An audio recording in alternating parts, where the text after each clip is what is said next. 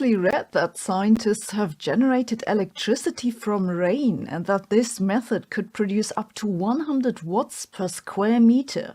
That'd be only a factor of 4 or so less than solar panels. Every year, enormous amounts of rain fall on rooftops around the world. Hundreds of litres land on houses, stores, and factories. Yet almost all of it disappears straight into gutters and drains without doing anything useful. A group of researchers in Singapore asked a surprisingly simple question. What if those falling raindrops could be turned into electricity? Not in the theoretical way researchers have dreamed about for decades, but in a way that actually works. Their new study claims they have achieved something no earlier project came close to. According to their results, their method produces up to 100,000 times more electricity than previous attempts. It sounds unbelievable at first, but the trick behind it is based on a physical effect that scientists have known about for a long time, but have never been able to use efficiently. Exploring what that trick is and how it works will be the focus here. With that, the story begins, and as the German science presenter likes to say, los geht's.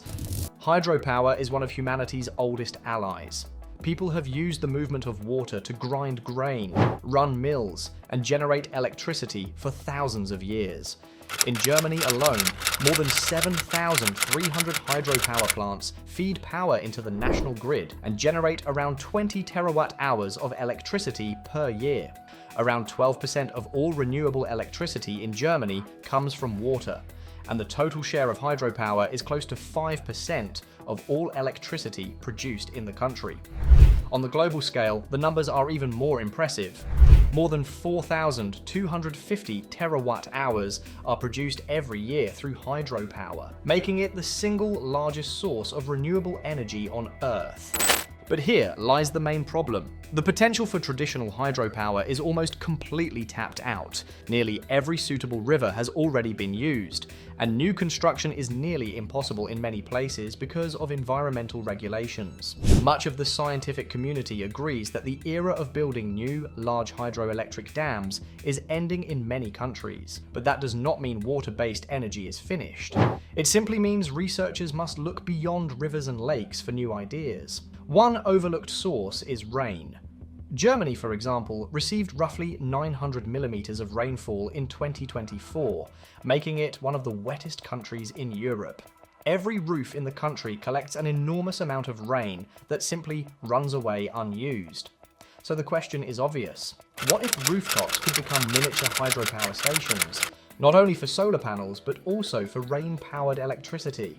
This is exactly what the Singapore research team set out to accomplish.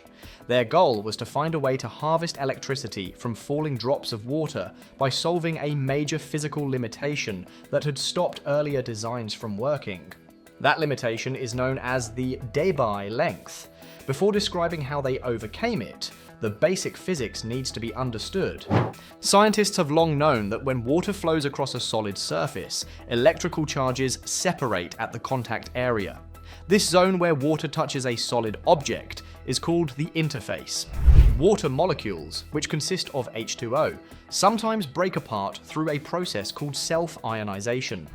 This forms positively charged hydrogen ions, known as H+, and negatively charged hydroxide ions, written as OH.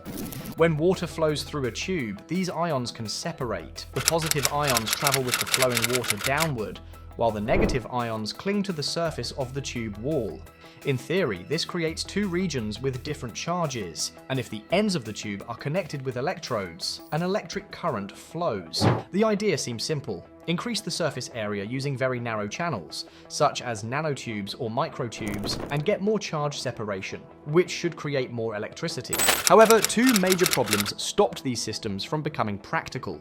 The first is capillary forces.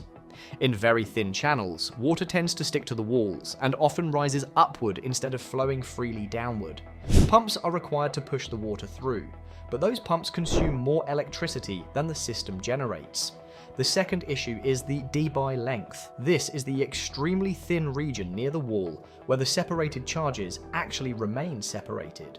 In pure water, this zone is only about 220 nanometers thick. Beyond that tiny distance, the ions quickly neutralize each other. Because of this, the electrical current remains extremely small, no matter how narrow the tube is. These barriers made earlier designs impossible to scale up. That is, until the Singapore team introduced a clever new approach that avoids both of these problems at once. Their solution is called the plug-flow principle. The setup is surprisingly simple, which is often a good sign in engineering. The researchers use what they call a water tower, which can be as simple as an elevated container or vertical pipe filled with water. Rainwater works perfectly. Gravity pulls the water downward. At the bottom of the container is a thin metal needle, from which drops fall into a plastic tube mounted vertically. The tube is made of a common polymer, such as FEP, and has an inner diameter of about 2 mm and a length of around 30 centimeters.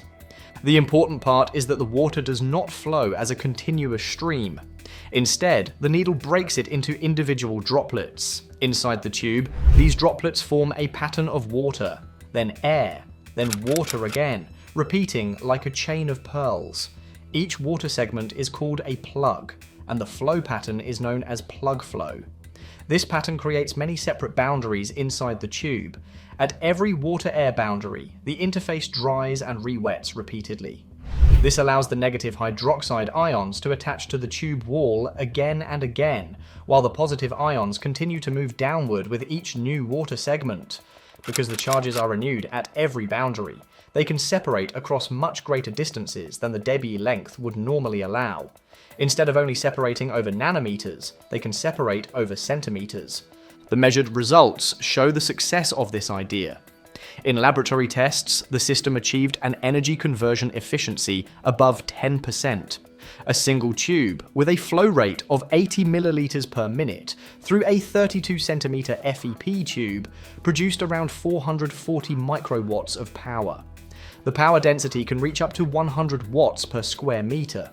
The system requires no pump, works with gravity alone, and even tolerates contaminated water and temperature changes. At least in the lab, it appears robust and efficient. But as always, new technology comes with limitations and unanswered questions. The plug flow only works well if the droplets remain clearly separated. If the water begins to flow as a continuous column, the effect collapses and power production drops sharply. Keeping the plug flow stable requires careful control of droplet formation. Tube length is also limited. Tubes longer than 32 centimeters do not add more power. To increase output, one needs more tubes, which increases the cost and complexity of installation. The biggest unknown is how well the system handles real-world outdoor conditions. Rainwater contains dirt, dust, pollen, algae, and other particles. These could clog the narrow tubes over time. Cold winters could freeze the tubes. Sunlight could degrade the material. Strong hailstorms or heavy winds might damage the system. All current results come from controlled indoor experiments, not rooftop installations. Cost is another challenge. FEP tubing may be cheap in small amounts, but high-density systems require kilometers of it. A 10 square meter installation could require several thousand meters of tubing, which would currently cost tens of thousands of euros before installation. Solar panels, by comparison, are far cheaper and already widely used. Under ideal sunlight, solar panels deliver more than 200 watts per square meter, twice the output of plug flow generators. Even in rain, solar panels still produce 10 to 15% of their normal output, often 50 watts per square meter. Yet the rain-powered system could work at the same time, creating energy day and night, in sun or rain. For that reason, the researchers see it not as a replacement for solar power, but as a complementary system. There is also competition. Another technology, triboelectric nanogenerators, can generate electricity from the friction of raindrops hitting a special surface. These devices can produce between 50 and 100 watts per square meter in laboratory tests, and can even be integrated into solar panels. This makes them a direct competitor to the plug flow design, although they, too, are not yet ready for mass production. In the end, the Singapore plug flow generator is an exciting and creative step forward. It shows that rain, a resource that falls everywhere and remains completely unused, might one day become a meaningful supplement to renewable energy systems.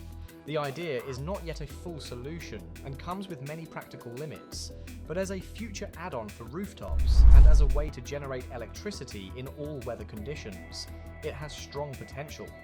Anyone interested in experimental energy systems or already using solar panels should keep an eye on this new field. With more research, lower production costs, and real-world testing, plug-flow rainfall generators might someday become a familiar part of green energy on rooftops worldwide.